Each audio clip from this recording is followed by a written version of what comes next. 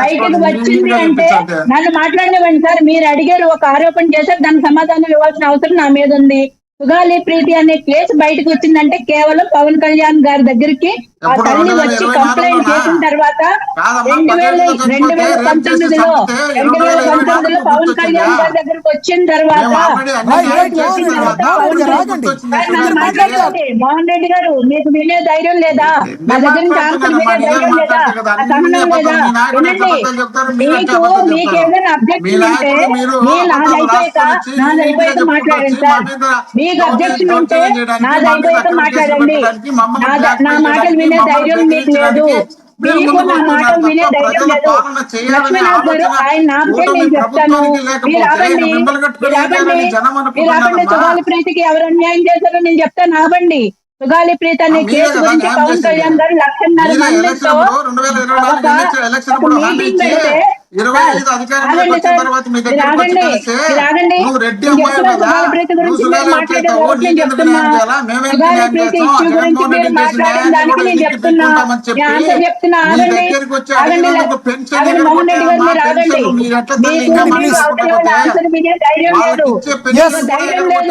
కాబట్టి మధ్యలో అడ్డుపడుతున్నారు.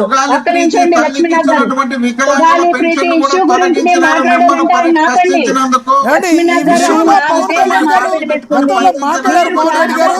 ఇదే సభా వేదిక నుంచి మొత్తాన్ని నీరు గార్చింది వైసీపీ ప్రభుత్వాన్ని మాట్లాడారు. మోహన్ రెడ్డి గారు మళ్ళీ మాట్లాడతాను సార్, మళ్ళీ ఇస్తాను మీకు. సుగాలి ప్రీతి ఇష్యూ నేను ఒక్క 2 minutes లో సుగాలి ప్రీతి ఇష్యూ గురించి ఆయన మాట్లాడారు కాబట్టి నేను చెప్తున్నాను. ఆయన పవన్ కళ్యాణ్ గారి దగ్గరికి వచ్చిన తర్వాత చెప్తాను సార్, 1 minute లో కంక్లూడ్ చేస్తాను. 1,00,000 మందితో ర్యాలీ చేసిన తర్వాత అప్పుడు వైసీపీ ప్రభుత్వం దాన్ని కన్సిడర్ చేసింది. కన్సిడర్ చేసి ఎస్సీ ఎస్టీ కింద ఇవ్వాల్సిన వాళ్ళకి ఏదైతే ఉన్నాయో అవన్నీ అని మాట్లాడేవాళ్ళు సార్. వీళ్ళు తప్పుడు నన్ను మాట్లాడేవాళ్ళు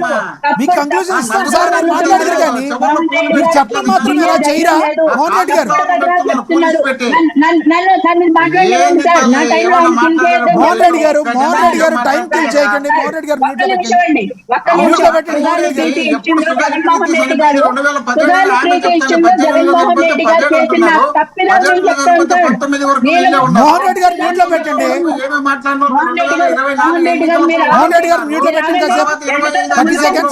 ఎందుకంటే భుజాలు తడుకుంటున్నారు, ఎందుకంత ఉలికెందుకు, ఎందుకంత భుజాలు తడుకుంటున్నారు ఎందుకు? మోహన్ రెడ్డి గారు భయం వేస్తుందా మీకు సుగాలి ప్రీతి ఇష్యూ గురించి మాట్లాడాలంటే? ఒక్క నిమిషం అండి, ఒక్క నిమిషం. సుగాలి ప్రీతి ఇష్యూ గురించి మోహన్ రెడ్డి గారిని కాసేపు మ్యూట్ లో పెట్టండి, 30 seconds. మోహన్ రెడ్డి గారిని మ్యూట్ లో పెట్టండి. సుగాలి ప్రీతి ఇష్యూ జగన్మోహన్ రెడ్డి గారు పవన్ కళ్యాణ్ గారు రైస్ చేసిన తర్వాత వాళ్ళకి ఎస్సీ ఎస్టీ యాక్ట్ కింద ఇవ్వాల్సిన ఏదైతే కాంపన్సేషన్ ఉందో అది 2 కోట్ల రూపాయలు ఎకరం చొప్పున 5 ఎకరాలు ఇచ్చారు. అలాగే 30 సెంట్లు 50 సెంట్లు ఇళ్ల స్థలం ఇచ్చారు. ఇళ్లు కట్టుకోవడానికి డబ్బులు కూడా ఆవిడ డిమాండ్ చేస్తుంది. తల్లి తండ్రి ఇద్దరికి కూడా గవర్నమెంట్ జాబ్లు ఇచ్చారు. ఇవన్నీ పవన్ కళ్యాణ్ గారు డిమాండ్ చేసిన తర్వాత వైసీపీ ప్రభుత్వం ఇచ్చింది. మేము డిమాండ్ చేసింది ఏంటంటే సిబిఐకి అప్పగించమని. అప్పుడు జగన్మోహన్ రెడ్డి గారి ప్రభుత్వం సిబిఐకి అప్పగిస్తున్నట్టు ఒక న్యూస్ ఇచ్చారు, ఒక లెటర్ పంపించారు. కానీ తర్వాత సిబిఐ వాళ్ళు చెప్పిన కథనం ఏంటంటే మాకు వాళ్ళు లెటర్ పంపిస్తున్నా ఉన్నారు కానీ మాకు ఎటువంటి లెటర్ రాలేదు, ఎటువంటి ఇన్స్ట్రక్షన్స్ కానీ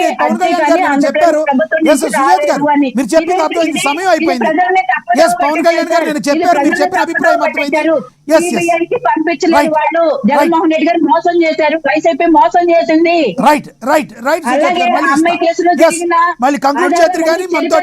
టీడీపీ అధికార ప్రతినిధి అజయ్ కుమార్ గారు ఆయనతో మాట్లాడదాం. అజయ్ కుమార్ గారు నమస్తే సార్. లక్ష్మీనాథ్ గారు నాపండి లక్ష్మీనాథ్ గారు ఆయనతో మొదట్లో మాట్లాడతారు, ఆయన డిబేట్ అంతా మేము చేయండి. ఆయన మ్యూట్ లో ఉన్నారు, ఆయన మ్యూట్ లోనే ఉన్నారు, ఎవరికి వినపడతలా, ఆయన మ్యూట్ లో ఉన్నారు. నేను మీకే ఇస్తున్నా. ఎస్ మ్యూట్ లో ఉన్నారు సార్, మీరు కంటిన్యూ చేయండి. లక్ష్మీనాథ్ గారు, మీకు పెద్దల కృష్ణాంజలి గారికి, సోదరి సుజాత గారికి, మోహన్ రెడ్డి అన్నకు ఏఎన్ఎన్ ప్రెస్ గుడ్ ఆఫ్టర్నూన్ అండి. నిన్న పవన్ కళ్యాణ్ గారు మాట్లాడిన అంశం మీటింగ్ లో, ఈ రాష్ట్రంలో ఏ క్రిమినల్ కైనా కులం ఉంటుందా? ఒక క్రిమినల్ కి క్రిమినల్ మోటో ఉంటుంది తప్ప దానికి కులాన్ని ఆపాదించి వైసీపీ ఆడుతున్న కపట నాటకాలని ప్రజలు ఎండగడతా ఉన్నారు. సోషల్ మీడియా వేదికగా కార్యకర్తలు ఎండగడతా ఉన్నారు. ఒక ఎమ్మెల్యేలుగా, శాసనసభ్యులుగా, ఎంపీలుగా మీరు కూడా బయటకు వచ్చి అక్కడ జరుగుతున్న దాన్ని మాట్లాడకపోతే వాళ్ళు చేస్తున్న దుష్ప్రచారాన్ని ప్రజలు నమ్మే పరిస్థితి ఉంది. కాబట్టి మీరందరూ మాట్లాడాలి.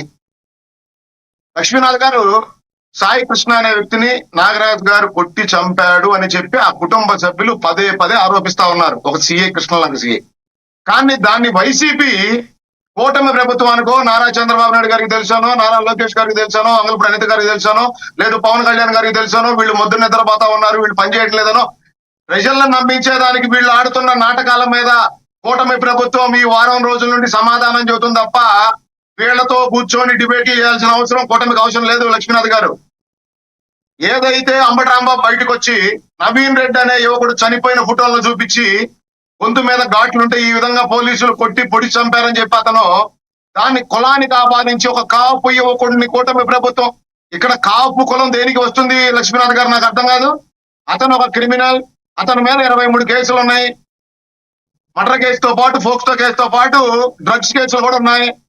అతని కుటుంబ సభ్యులే వాళ్ళ మేనమామే మీడియా ముఖంగా 4 రోజులు పోలీసుల దగ్గర ఉండనయ్యమ్మ చెల్లి, మనం తీసుకొస్తే వాడు మన మాట వినడు, వాళ్ళు 4 తీతలు తీస్తే నా దారిలోకి వస్తాడని చెప్పి వాళ్ళ కుటుంబ సభ్యులే మీడియా ముఖంగా మాట్లాడారు. ఈ రోజు నేను ఏకీభవిస్తా ఉన్న ఆ తల్లి ఆవేదనని.